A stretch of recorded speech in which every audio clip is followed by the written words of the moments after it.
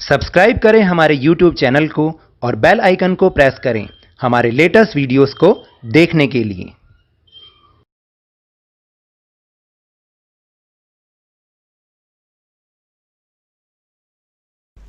Hello and welcome to Lavneesh sir की क्लास। आज की ये शिक्षा निदेशालय राष्ट्रीय राजधानी क्षेत्र दिल्ली की वर्कशीट नंबर 91 जो कि क्लास 6 to 8 के स्टूडेंट्स के लिए है। यह ली गई है हिंदी विषय से और आज इसमें हम बात कर रहे हैं प्रदूषण के बारे में। जैसा कि हमने कई वर्कशीट प्रदूषण के बारे में ही की हैं, तो आज की भी ये वर्कशीट प्रदूषण के बारे में। अब आप सोच रहे होंगे कि आखिर बार बार हमारी वर्कशीट प्रदूषण के बारे में ही क्यों आ रही है। तो बच्चों, ये एक इतनी भयंकर समस्या है जिसका एकदम परिणाम हमारे सामने नहीं आता, लेकिन उसका जो परिणाम आते आते काफ़ी समय बीत जाता है, लेकिन हम फिर उस समय कुछ नहीं कर पाते हैं। तो इसलिए बार बार आपको प्रदूषण के बारे में जागरूक करके ये समझाया जा रहा है कि हमें इसे किसी भी तरह से कम करना है या ख़त्म करना है। और ख़त्म कौन करेगा? ख़त्म भी हम ही करेंगे, क्योंकि इसका कारण कौन है? इसका कारण भी हम ही हैं। और कौन है बताइए? क्या जानवर प्रदूषण फैलाते हैं? नहीं फैलाते। पेड़ पौधे फैलाते हैं? नहीं फैलाते। तो कौन फैलाता है? इंसान, मानव, मनुष्य। समझे? तो जब कारण हम हैं तो समाधान भी तो हम ही होने चाहिए। अभी आप देखिएगा, मेरे बैकग्राउंड में बहुत ज़्यादा नॉइस आती है। ये क्या है? ये नॉइस पॉल्यूशन है। लोग जो है इतनी तेज़ तेज़ हॉर्न बजाते हुए चलते हैं, उन्हें ये नहीं पता कि इस हॉर्न को बजाने से जो आसपास के एरिया में लोग रह रहे हैं उनके स्वास्थ्य पर इसका कितना बुरा असर पड़ेगा। लेकिन लोग नहीं समझते। आखिर एक दिन जब उन्हें भी यही समस्या भुगतनी पड़ेगी, तब उन्हें इस तकलीफ़ का मालूम चलेगा और वो इस चीज़ को शायद कम करेंगे, लेकिन तब तक बहुत देर हो चुकी होगी। तो इसलिए आज की वर्कशीट जो प्रदूषण के बारे में, उसे आप समझिए और उसके जो आगे आपसे उपाय भी पूछे हैं उसमें आप अपने नए और अनोखे उपाय ढूंढिए। ऐसे उपाय ढूंढिए जो सब लोग कर सकें, आसानी से कर सकें, ताकि सरकार को भी इससे एक मैसेज पहुंचे और सरकार भी उन उपायों को करने के लिए जागरूक हो और उनमें सहायता करे। तो चलिए शुरुआत करते हैं मेरे साथ और समझने की कोशिश करते हैं। हमारे आसपास प्रदूषण बढ़ता ही जा रहा है।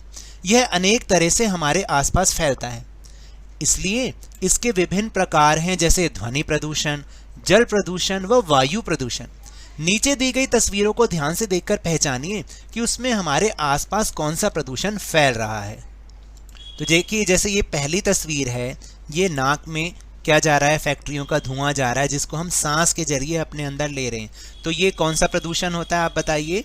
ये है वायु प्रदूषण। कौन सा प्रदूषण? वायु प्रदूषण। फिर इसके बाद आप देखिए, ऐसा सीन तो आपने बहुत बार हर जगह, दिल्ली में तो अब बहुत जगह ये ऐसा होने लग गया है। ये क्या है? ये जो सारा कचरा फैला हुआ है, कहाँ पे? ज़मीन पे फैला हुआ है ना। तो ये है भूमि प्रदूषण। कौन सा प्रदूषण? भूमि प्रदूषण। फिर इसके बाद एक और चित्र है जिसको आप देखिए, मैं बार बार इसकी जिक्र करता हूँ। देखिए, अभी भी मेरे बैकग्राउंड में वही नॉइज़ आ रही है। तो इससे इतनी भयंकर बीमारियां फैलती हैं और कई सारी चीज़ें इसका कारण है, जैसे लाउड स्पीकर होना। कई लोग तो अपने घर में बहुत तेज़ तेज़ म्यूज़िक बजाते हैं, जैसे वो खुद नहीं सुन रहे हों बल्कि पूरी जनता को सुना रहे हैं। तो क्या ये सही बात है? गाड़ियों का शोर, गाड़ियों के हॉर्न का शोर, मशीनों की आवाज़, जो मशीनों की आवाज़ आती है उसका शोर। इवन आजकल आपने देखा होगा बहुत सारे वो लोग अपना मकान बनाते हैं, वो जो ट्रैक्टर ट्रॉले आते हैं वो इतनी तेज़ आवाज़ करते हैं। और एक बाइक है, आपने देखा होगा, एक बाइक बहुत तेज़ आवाज़ की है, उससे तो बहुत ज़्यादा ध्वनि प्रदूषण होता है। देखिए, अभी भी आपको वो नॉइज़ आ रही होगी। फिर इसके बाद है जो अगली तस्वीर है, वो है जल प्रदूषण। जल प्रदूषण ये भी बहुत ज़्यादा खतरनाक है, क्योंकि ये तो सीधा ही हमारे अंदर जब प्रवेश करता है पानी के जरिए, क्योंकि पानी तो एक बहुत ही ज़रूरी चीज़ है, और जब हम प्रदूषित पानी पीते हैं तो हमें 100 तरीके की बीमारियां लग जाती हैं। तो चलिए आगे देखते हैं, इनसे हमारे जीवन पर और हमारे आसपास पर क्या क्या बुरे प्रभाव पड़ते हैं, लिखिए। आप नीचे दी गई तस्वीरों की सहायता भी ले सकते हैं। तो देखिए, जो कई तरीके के प्रदूषण की तस्वीरें दे रखी हैं और उनसे हमें क्या क्या हमारे शरीर पर और हमारे आसपास क्या क्या बुरे प्रभाव पड़ते हैं, वो हम एक बार देख लेते हैं। कि जैसे देखिए, वायु प्रदूषण, इससे क्या होता है, हवा में अवांछित गैसों की उपस्थिति, जबकि हवा में तो सिर्फ ऑक्सीजन होनी चाहिए, लेकिन जो अवांछित गैस जिसका हमारे शरीर पर नुकसान पहुंचता है, हवा में अवांछित गैसों की उपस्थिति से मनुष्य, पशुओं तथा पक्षियों को गंभीर समस्याओं का सामना करना पड़ता है। इससे दमा, सर्दी, खांसी, देखिए देख रहे हैं ना ये तस्वीर, सर्दी खांसी भी इससे होता है, अंधापन, त्वचा रोग जैसी बीमारियां पैदा होती हैं वायु प्रदूषण से। फिर इसके बाद है जल प्रदूषण। इससे क्या होता है, क्योंकि जब जल में बहुत सारे विषैले रसायन मिल जाते हैं तो इससे क्या होता है, टाइफाइड, पीलिया, हैजा, गैस्ट्रिक आदि बीमारियां पैदा होती हैं। फिर इससे एक चीज़ और होती है कि पीने के पानी की कमी बढ़ती है, क्योंकि नदियों, नहरों, यहाँ तक कि ज़मीन के भीतर का पानी भी इससे प्रदूषित हो जाता है। फिर इसके बाद है भूमि प्रदूषण। देखिए कृषि में उर्वरकों, जब हम रसायनों का प्रयोग करते हैं ना, उर्वरक जो होते हैं, फर्टिलाइजर्स, रसायन, केमिकल्स डालते हैं, कीटनाशकों का अधिक प्रयोग, इससे भूमि प्रदूषण होता है।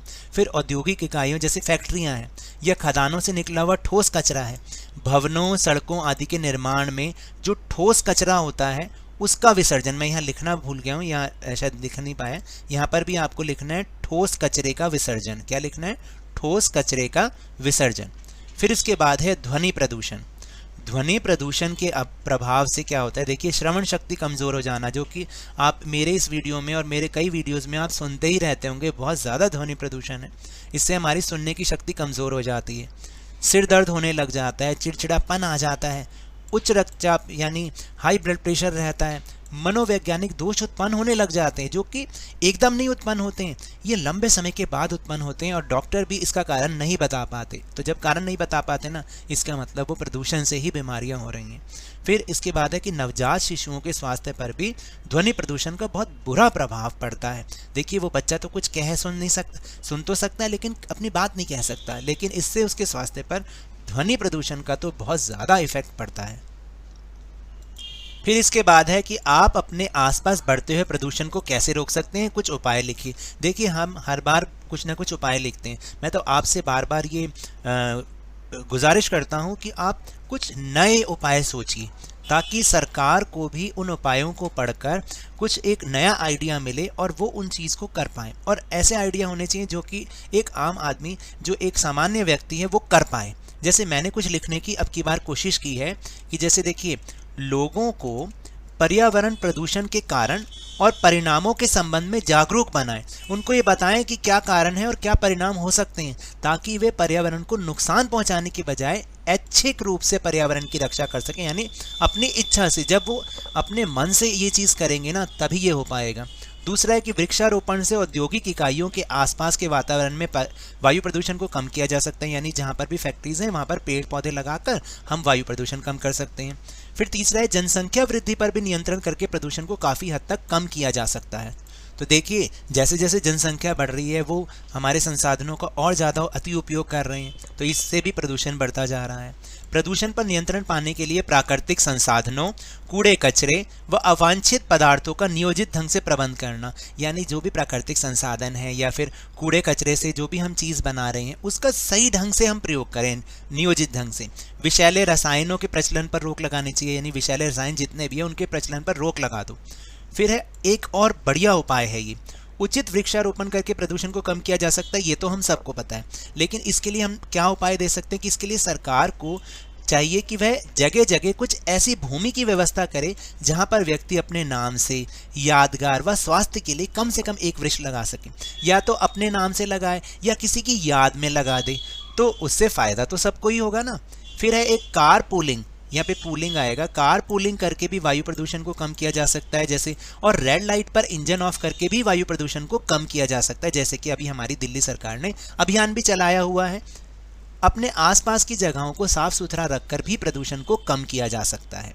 तो ये थे उपाय प्रदूषण को कम करने के, और मुझे उम्मीद है कि आप इससे थोड़ा बहुत जागरूक जरूर होंगे। तो ये तो थी आज की वर्कशीट। अगर मेरे इस तरह समझाने से आपको थोड़ा सा भी समझ में आया हो तो इस चैनल को ज़्यादा से ज़्यादा सब्सक्राइब कीजिए, लाइक कीजिए और बहुत ज़्यादा शेयर भी कीजिए। और हाँ, मेरे साथ इसी तरह वर्कशीट को समझते रहिए, लेकिन ध्यान और मन लगाकर पूरी मेहनत और लगन के साथ पढ़ते रहिए। और अगर आपको कोरोना वायरस को हराना है तो नियमित रूप से अपने हाथों को साबुन और पानी से धोते रहिए, मास्क जरूर लगाइए और शारीरिक दूरी बना के रखिए, क्योंकि जब तक दवाई नहीं तब तक कोई ढिलाई नहीं। धन्यवाद।